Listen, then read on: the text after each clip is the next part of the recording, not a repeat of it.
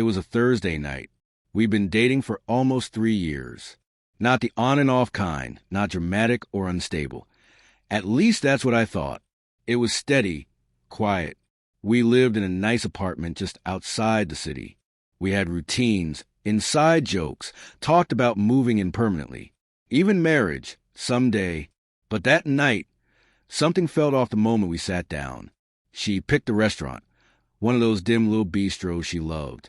The kind where she used to reach across the table and hold my hand before the food even came. This time, her hand stayed in her lap. Her eyes kept flicking past me, like she couldn't bring herself to meet my gaze for more than a few seconds. The waiter brought wine. She didn't touch it. I asked if she was okay, and she smiled, one of those smiles people wear when they're already halfway out the door. Then she said, "I think we need to talk about us." The world around us faded. The quiet music, clinking silverware, the couple laughing behind me.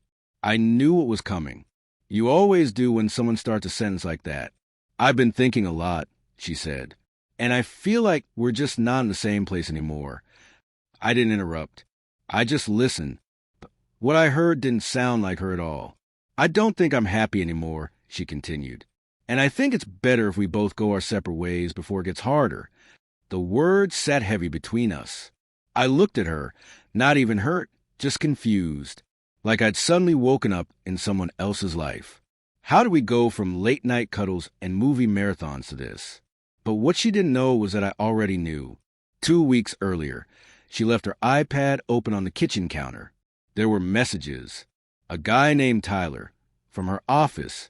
They weren't just friendly. They were flirty, intimate, emotional. The kind of messages you don't send when you're committed. I didn't confront her right away. I needed to be sure. So I waited, watched her pull away. The missed goodnight kisses. The long showers. The late returns from work with shaky excuses. I watched her drift, waiting for her to tell me the truth. But she never did. Instead, she sat there across the table, acting like the breakup was a mutual act of maturity. That's what stunned the most. Not the cheating. The lie dressed up as concern. So I leaned back, took a sip of wine, and said, "Are you sure this is what you want?" She nodded. "It's for the best. We both deserve to be happy." I smiled, a real one this time, because I knew what was coming. I reached into my coat pocket and slid an envelope across the table. She looked down at it, confused. "What's this?" "Go ahead," I said. She opened it. Slowly. Inside were printed screenshots, dozens of them.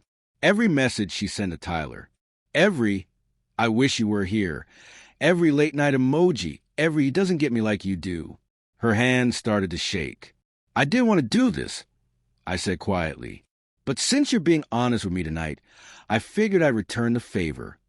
Her face went pale. "You went through my messages," she whispered. "No," I replied. "You left them open. I just paid attention." The silence that followed was different now. Heavy. Real. "I wasn't trying to hurt you," she started. "But you did. I cut in, and you didn't even have the courage to admit it. You came here thinking you could walk away clean. Like I'd never know. Like I'd cry quietly and let you go." Tears welled in her eyes. People at nearby tables were starting to notice, but I didn't care. "I deserve someone who doesn't lie to me," I said. "Someone who fights for what we had, not someone who cheats and then calls it growing apart." She looked down, ashamed. But I wasn't finished.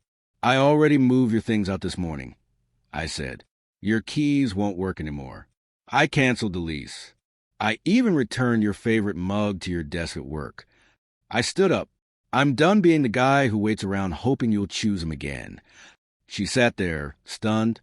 She thought she had control, that she was ending it on her terms. But she didn't know I'd ended it in my heart the day I saw those messages. I was just waiting for her to show me who she really was. I dropped a $100 bill on the table, even though we hadn't touched the food, and walked out.